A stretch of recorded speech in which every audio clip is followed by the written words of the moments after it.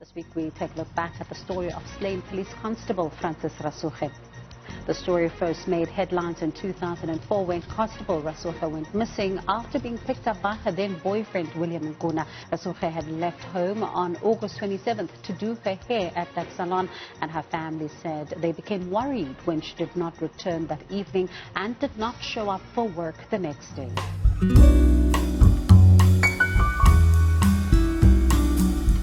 Welcome back to our channel, and thank you for joining us here again today. So last week we spoke about the Brett Golden case, and if you haven't seen that, I'll link it up here for you. But today we are going to talk about a case that is a very sad one because another life was taken too soon, and it is just another example of domestic violence that does occur in South Africa. And today we are going to talk about the case of Francis Rasuge. So with that being said, let's get into today's case. Intended for mature audiences only. Francis Rasuge was said to be a very happy young lady, especially when she was growing up. She was a very happy child, and this carried on into her younger adult years as well. Everyone described her as a happy and joyful person to be around. Her dad was especially fond of her positivity and her very bright light that she brought in every room. Francis lived with her parents in Hammerskraal, and in this family, Francis also had a twin sister named Wilhelmina, a younger sister, and a brother. Francis and her family were very, very close. They shared a lot together, and they were just a very tight-knit unit. Their family shared most things together. Now, obviously,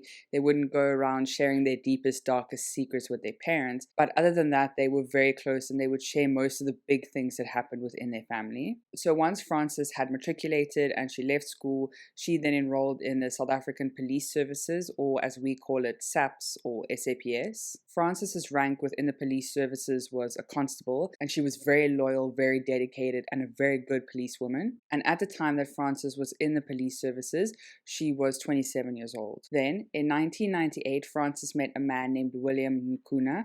William at the time was already married and he had children of his own as well. The people who lived near William said that they didn't really genuinely want to hang around with William, or they weren't very keen to socialize with him at all. Many of them were mostly scared of him, and many of them just didn't find his company friendly at all. William was rumored to be a hitman, and he was also apparently rumored to be a hitman for the taxi association that was running in the area, but we obviously have no proof of this. So William did own his own home where he stayed with his wife and children, but while he was dating Francis, he would never bring her to the home where he shared with his family. William would say that he was trying to bring Francis in as his second wife. Now in South Africa, there are couples who can take on more partners legally, and it is legal to do so, but in order for it to be legal, you have to go through all the processes for it to be binding. So for example, you would need your first wife's consent, and she would need to know that there's another person coming into this marriage. You would also need the consent of the second or third wife, and they would need to know exactly what they are walking into within this relationship. And you would also have to apply with the South African government in the Customary Marriage Act, and you would have to apply legally with paperwork in order to have a polygamous marriage. But I do just want to point out that polygamy in South Africa is only applicable to men. So like I said, William and Francis were dating, but they had an incredibly rocky relationship. William and Francis were constantly fighting, and sadly it wasn't just fighting in the house and shouting at each other, they were also being physical as well. And it was said that a lot of people from the outside looking in knew that the couple were fighting, but they didn't really step in to do anything about it. So this was going on throughout their entire relationship. And now we are just going to skip forward 3 years to New Year's Eve of 2001. So William and Francis are now heading to a New Year's Eve party, and everything is looking really good.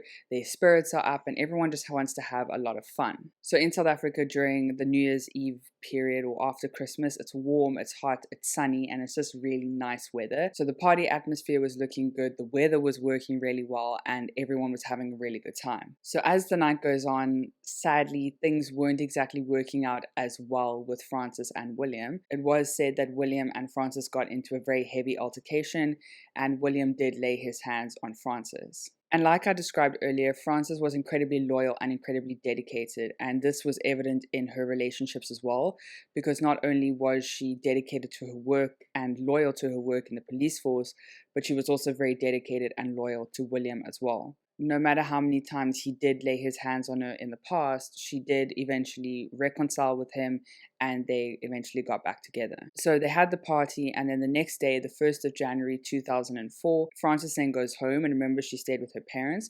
So she walks into the front door, her mom sees her, and her mom has an absolute cadenza, basically. She gets so upset. And of course, she would be visibly upset seeing her child visibly sore in the face. She had bruises and she had a little bit of blood around her eye area. By the way, Frances's mom's name is Caroline. So Caroline sees her daughter really hurt, and then she picks up the house phone and she calls William right away. And it must be quite well known to a lot of people if Caroline instinctively picked up the phone and called William, to assume that he was the one who did this to her. So Caroline is now on the phone with William. She's shouting down the phone, telling William, "You don't ever put your hands on my daughter again. How dare you?" And Caroline basically told William that you need to leave her alone. What you've done is terrible enough, and we don't want to see you here ever again. And the only response that William had to Caroline telling him this was that, if I'm not with Frances, I'm going to kill her, and then I will kill myself. So basically the whole, if I can't have her, no one will have her kind of situation. So Caroline is very upset with this. She tells Frances what William had said, and Frances and Caroline then continue to just cry it out,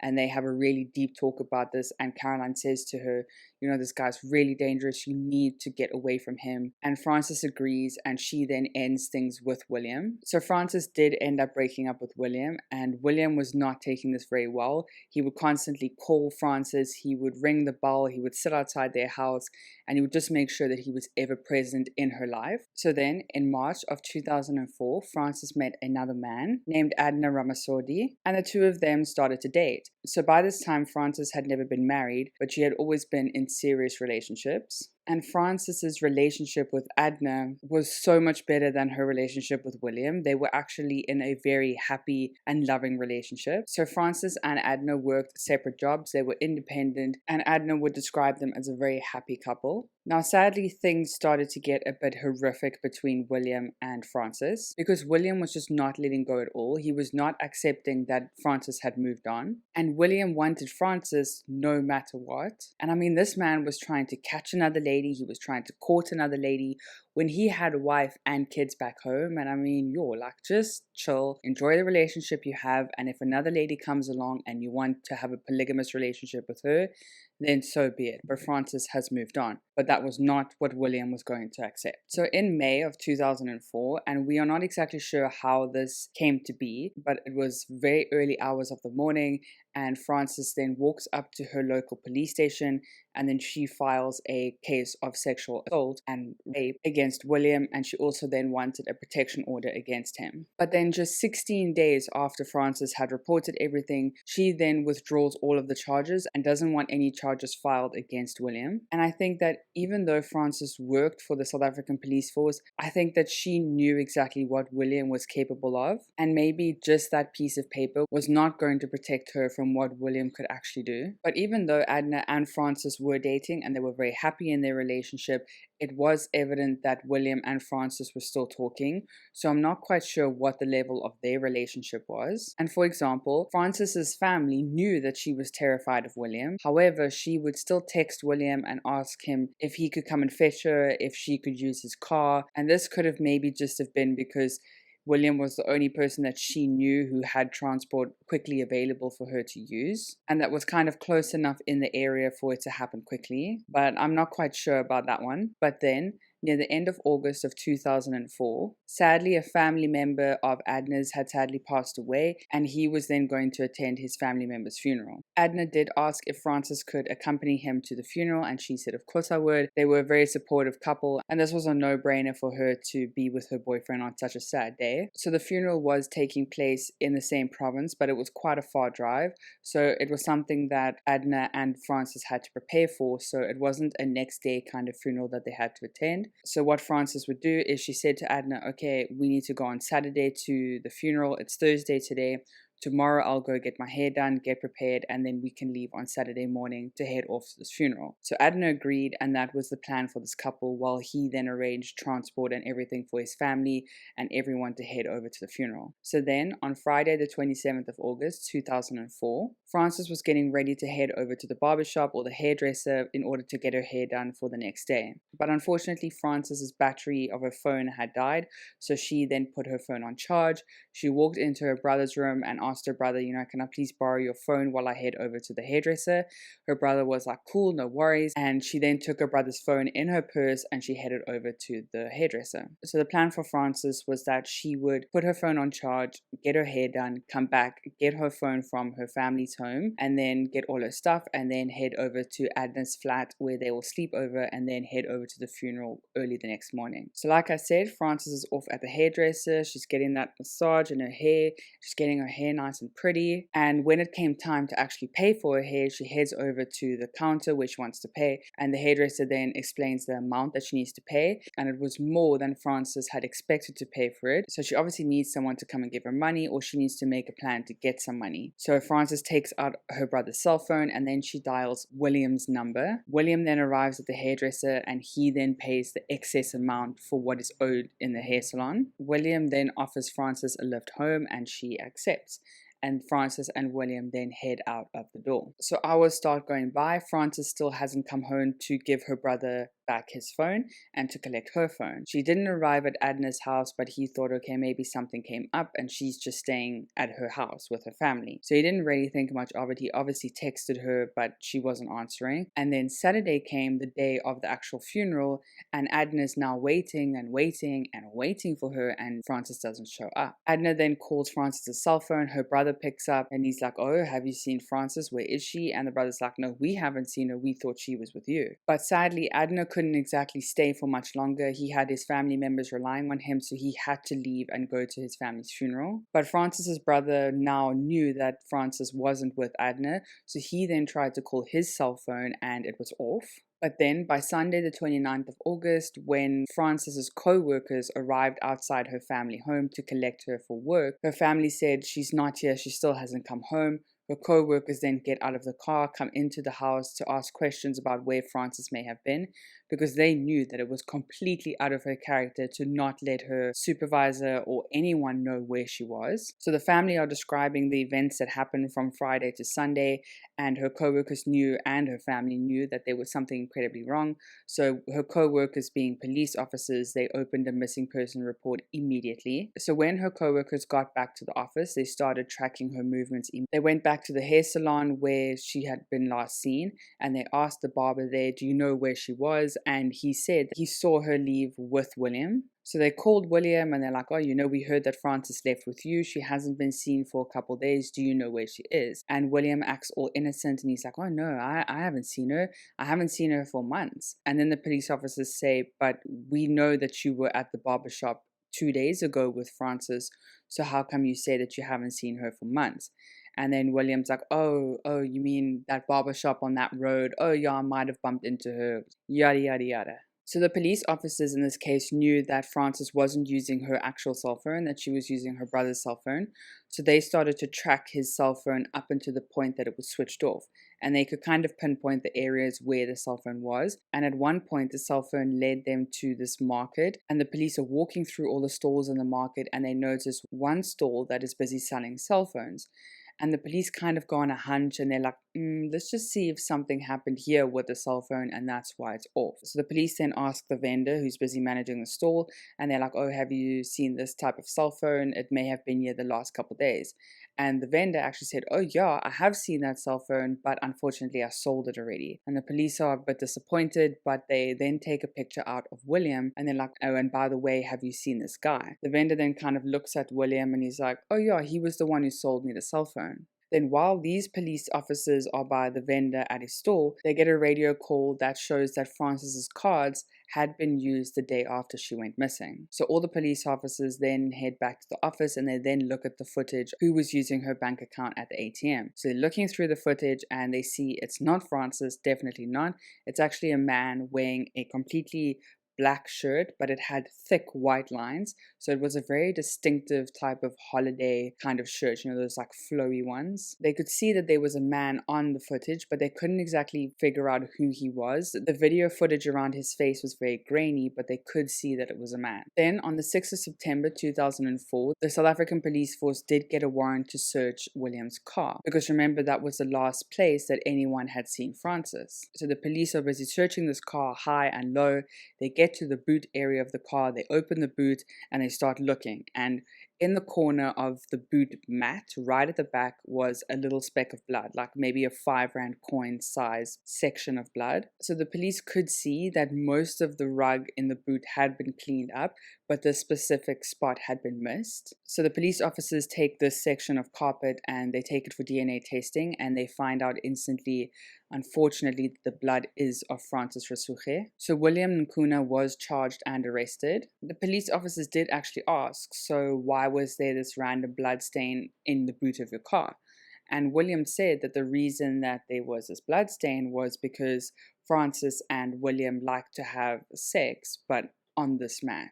And on that particular day, he thinks that they were busy going at it, and she happened to be on her monthly, and that's why there was blood on the mat. Now, obviously, police didn't buy it, but I mean, it's plausible. But the reason that they didn't buy it was because the rest of the mat had been cleaned up, and they thought that if they could have seen the entirety of where this blood had been, they could have maybe determined via blood spatter or where the blood had pooled to see if it was actually a monthly type of bleed, or if it was by someone beating someone, or if it was because someone was lying there and they wouldn't have been able to survive based on the amount of blood.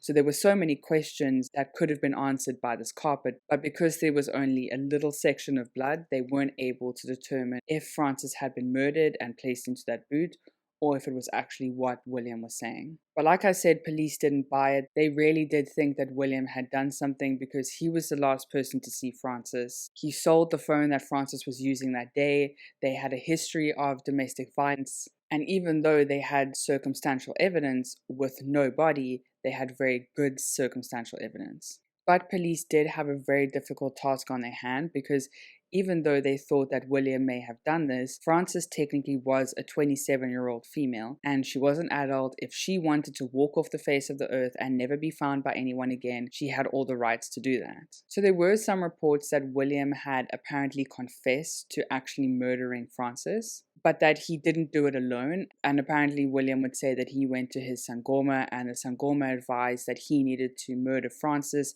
so that they could make some type of muti in order to heal him for something. So that was what he confessed to police about. And if you're not South African, a Sangoma is like a traditional healer. I do just want to say that I think 99% of registered traditional healers do not condone the use of human flesh in any muti making or anything like that. But there are unfortunately those like dodgy kind of people or black market kind of deals that go around. So unfortunately that is the reality, I think, across the entire world. But anyway, so back to the case. But after a few days that William had confessed to this elaborate story of him and his Sangoma chopping up pieces of Francis and using it for muti, he then withdrew everything that he said, and he's like, oh no, I didn't say that, you lying, I didn't say any of that. So police were getting really angry at William because not only was he now making up stories about the Sangoma and himself, but he was also saying to police, oh, I can take you to Francis's body, let's go.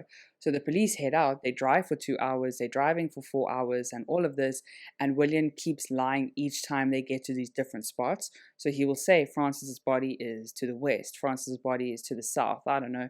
Wherever he said, police would try and go to find her, and every time they went there, it was a wild goose chase. But unfortunately, the South African police services shot themselves in the foot a little bit because William had mentioned this Sangoma, so police then went to the Sangoma and they then took him into custody, and they then apparently got a confession out of the Sangoma. But it would later come out that the Sangoma was beaten incredibly badly by the police, and he would actually take those specific officers to trial, and he would win this case and get 500,000 Rand from the South African police services. Now, I'm definitely not excusing what the South African police services did. They should have never laid their hands on anybody, past, present, and future. But I do believe that because Francis was one of their own, I think that this hit the police a lot deeper and a lot more close to home. But that's just a thought. I'm still not condoning. But anyway, back to the case again. I'm clearly getting sidetracked a lot today. But because things were going nowhere, police weren't getting any further with the case.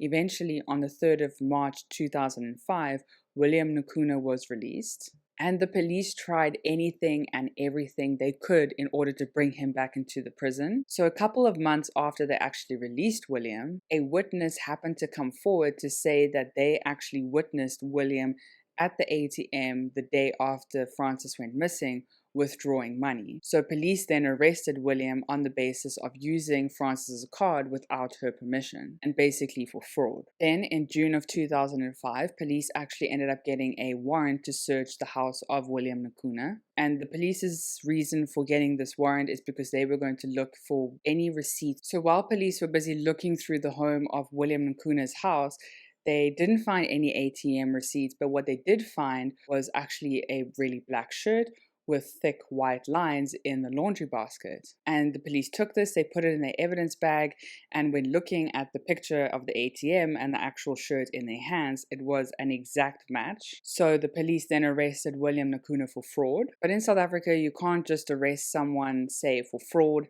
and then link a couple of murder charges onto that as well. You have to then put a separate case, and then if you want to, you can add all of them together. But basically, because police had arrested William based on fraud, he did end up getting bail and he was free again. But behind the scenes, police officers were working incredibly hard to make sure that they could link up everything to be able to arrest William Nakuna for forever. And basically, they have now found the blood which matched Francis. They had proof that he had used her ATM card and he was the person who had her stuff last and had also seen her last, had sold her property. So they had a lot of circumstantial evidence. They still didn't have a body though. But then in August of 2005, the South African Police Services did end up arresting William Nakuna, as the prosecution believed that the evidence that they had gathered over the last couple of years was strong enough to prosecute William Nakuna. So then, in late August of 2005, William Nakuna's trial did start, and it lasted 10 days, and found guilty for the murder of Francis Rasuge, sentenced to life in prison. William did not let Francis's family know where she was buried, and he said that he would make sure that he kept that to his grave. Now remember, William still had a wife and children back home, and they were still living in the same house that William had owned. However, William's wife was kind of getting a bit annoyed with people keep looking at them and pointing fingers and saying, "Ooh, that's the murder house." So then in 2012, William's wife actually decided to sell the house, and the new people who had then moved in almost started construction and renovating immediately. And as you enter the property of William Nakuna, he has like these massive concrete slabs in the front garden. I guess you could call it that. But basically, it's the front area of the home before you get to the house. And the new tenants then started to dig up these massive concrete slabs. And sadly, when they dug two of the slabs up, they sadly found human remains under them, and they found that the human remains had been tied and bound with duct tape. The police were called, and the body was then taken to a lab for testing. DNA testing was done on the bones, and it was found to be Francis Rasuge's body. Francis was laid to rest in an official police burial and send-off. So if Mrs. Nakuna never ever sold the property that belonged to William, would Francis's body had ever been found? So to this day, William Nakuna is still in prison and could possibly be out by 2030.